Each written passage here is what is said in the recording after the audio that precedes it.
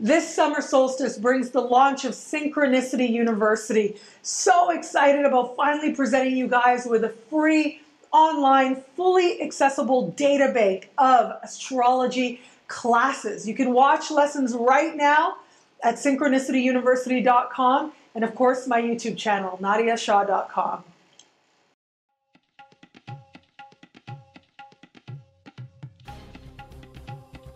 Hello, fabulous Virgo. Welcome to your horoscope for the month of August 2015. Love focus. I am your astrologer, Nadiya Shah. Thank you for being here. In the context of love, this is a big month for you, and it really accelerates as we approach the end of the month. But that doesn't mean that you're going to have to wait. In fact, I actually think right out of the gate, early in the month, you are going to begin to experience shifts and changes taking place for you in the context of love. And it's largely going to be based on the stuff that you haven't wanted to look at.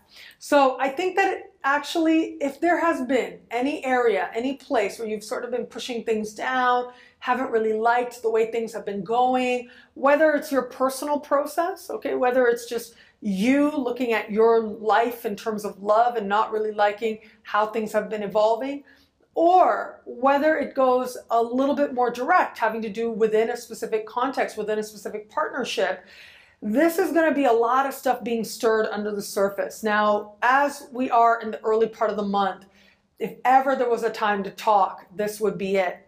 You may or may not get a chance to talk directly with whomever it is that is inspiring some of these emotions, inspiring some of these feelings, but it is through talking and conversation that you create structure for yourself.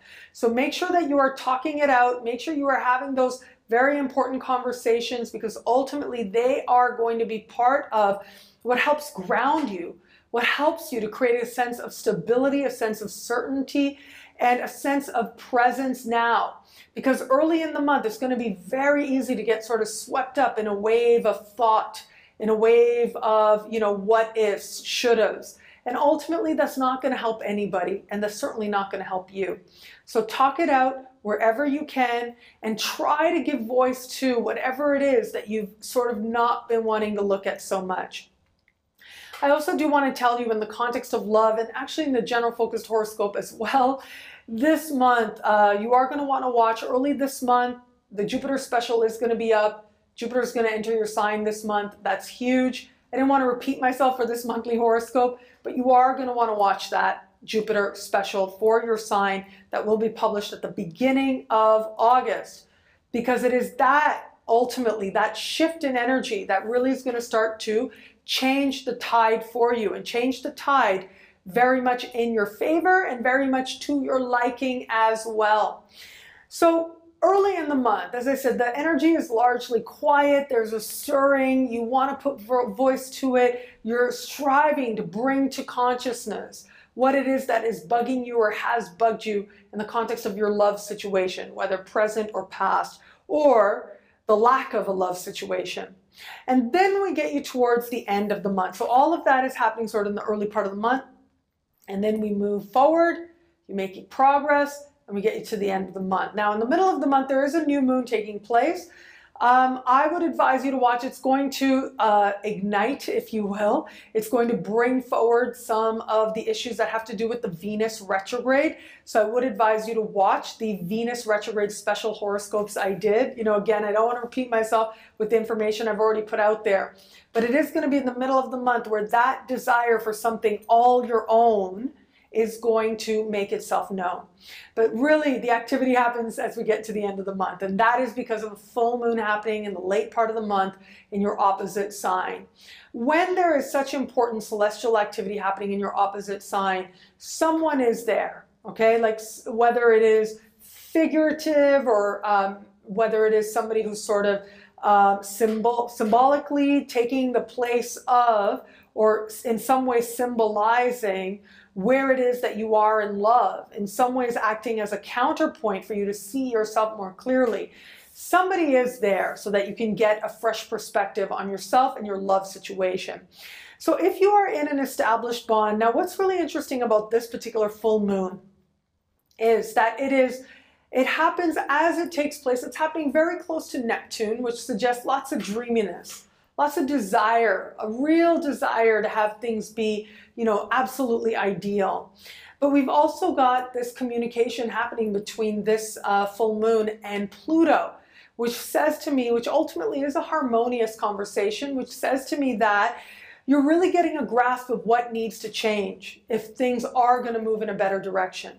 So if you are in an established bond, you are saying, look, I love you. I want this to work, but this has got to change. We've got to make this change. This isn't working at this level. So at least one issue is going to come forward that's going to ask you to be a part of a conversation to make meaningful change that lasts. Those of you who are, if you're dating somebody, if you're just getting to know somebody, this really can propel you towards greater commitment. This can be the thing that makes you go, yes, I want this, I want the love. Okay, now I've got to be smart. Now, how are we going to move forward with this in a way that is meaningful to us both? And from there, being able to really look at not just the pros and cons necessarily, but what is it that is ideal? What is it really that is not? And where can you meet this person in the midst of that? And then we have those who are open to meeting somebody new. And there will be somebody, as I said, there will be somebody acting as a counterpoint for you to see yourself in the context of love. And I actually think this full moon is going to be you seeing how much you want love, seeing how much you actually really want to be swept away. And from there, getting a new perspective of how it is ultimately that you're going to bring that love closer to you. Now, that doesn't necessarily mean bring that person closer to you. What it does mean is that there is a need for you to get really honest with yourself about where you are in love and why, and what it is that needs to change. Ultimately, where you need to trust more, where you need to, yes, forgive, but I think it has more to do with being fearless. Where it is that you need to activate that part of you ultimately that is fearless, that is connected to a core understanding of yourself so that you can go out into the world and love that much more deeply. Because that desire is going to be there. You're going to want to be swept up. You're going to want to be, really connecting with someone with passion and intensity.